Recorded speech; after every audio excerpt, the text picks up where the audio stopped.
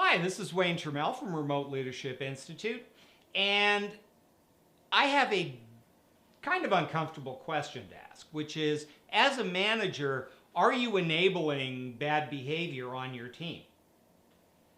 It doesn't mean you're not a good manager. It doesn't mean that you don't care. But very often, we're so busy doing what we do that we let behaviors slip, which become bad habits and become part of the culture of your team. So here are some examples. Is your team overusing the blind copy or the CC on their email, which ultimately imposes on your life? You just get way more email than you can handle. Well, why is it happening? Is it a sign of mistrust? Does the team not understand what your needs are in terms of communication? As leaders, we need to set rules and expectations for how our team communicates with us, and then manage the performance and coach to the behaviors that we want. If people are copying us on everything, maybe there's a reason and we need to address it, or it's only going to continue. Then, are you constantly sending email attachments and then having to resend them, and just before meetings you get deluged with requests for, can you resend the document?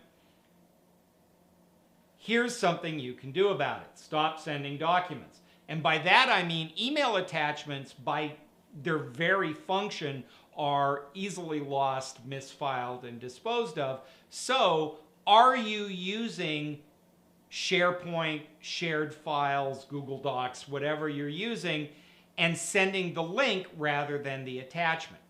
Why do you want to do that? Well, quite frankly, a couple of reasons. It gets people to use the tools, and once people understand that that's where those documents sit, they will stop bothering you. So if you're constantly being bothered and you're kind of rolling your eyes and reattaching the document, you're making the problem worse. Do you have team members that dominate conference calls and other people complaining that they can't get a word in edgewise, or you're not hearing from people that you want to hear? Again, that's the leader's job. We need to set expectations around participation.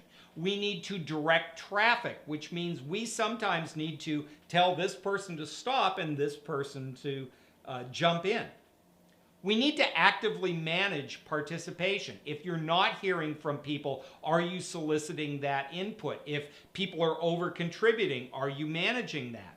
And a really good sign is to watch your email.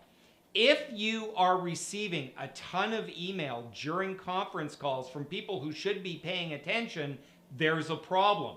By the way, if you're answering those emails during the conference call, you're complicit. And finally, are people not using the technology and the tools that are expected of them?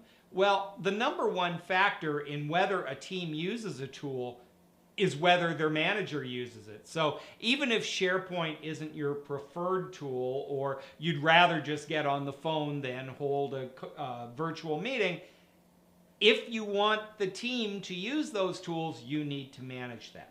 Here's the thing when behavior is happening on the team that you don't want to have happen. There are three things you need to ask yourself.